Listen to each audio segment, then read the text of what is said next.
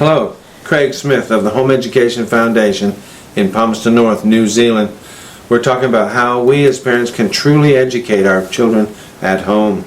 The question before us today: shouldn't the government be paying me to educate my children at home? I mean, after all, they spend $4,000, $5,000, $6,000 per year per child in the state school system.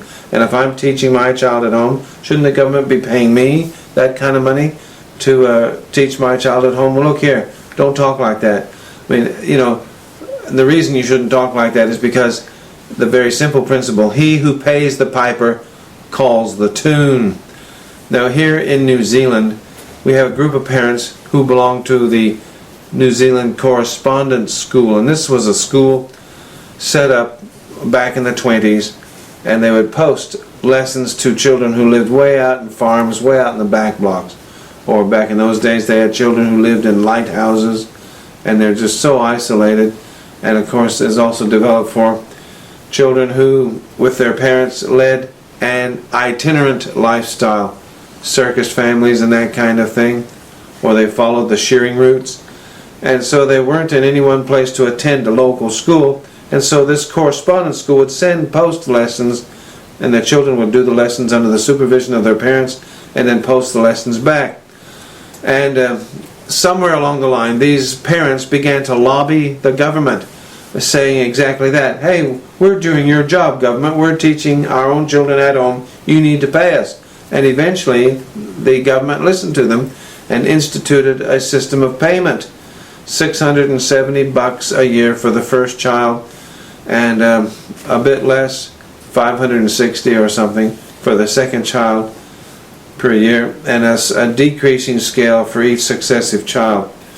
But now I saw on television once these correspondence school parents arguing with the government and lobbying, and they were using these terms. They said, we are doing your job. That is, we are teaching our children at home.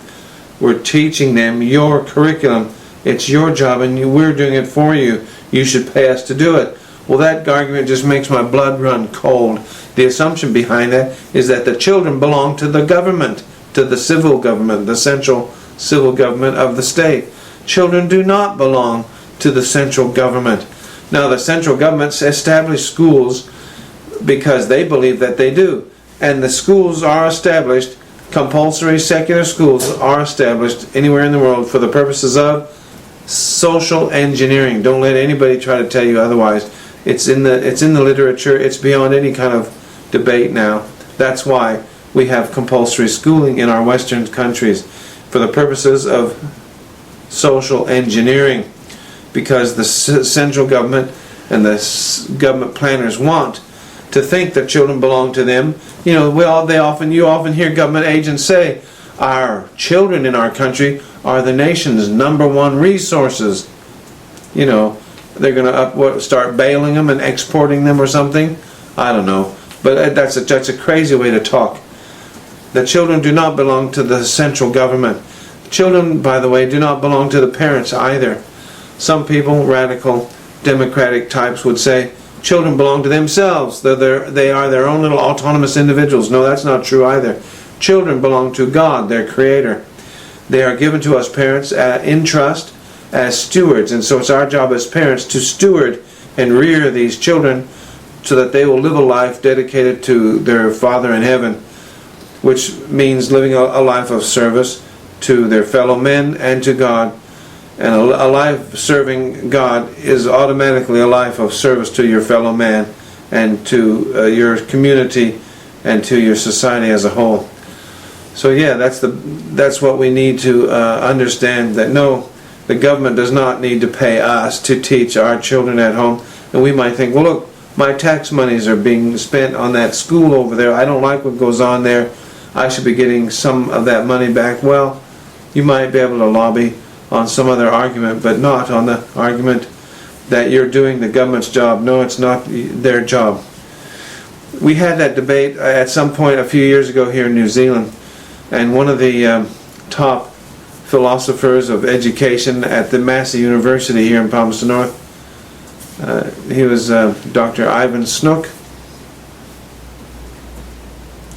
and he was with the Philosophy of Education Department at Massey University, and he said all this talk about who owns the child and should we have sex education in schools, he said it's all a smokescreen for the real issue.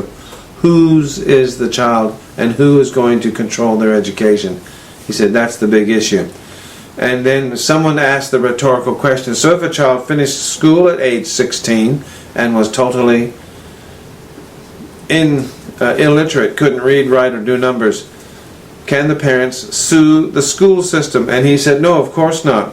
You cannot if the child finishes school at 16 or 18 or whatever year they finished, and they're completely illiterate and incompetent, can the parents sue the teachers, the school, or the Ministry of Education? He said, no, they cannot, because at the end of the day, the parents are responsible. The parents are always responsible because they hold all the final cards when it comes to the influences that go into a child's life.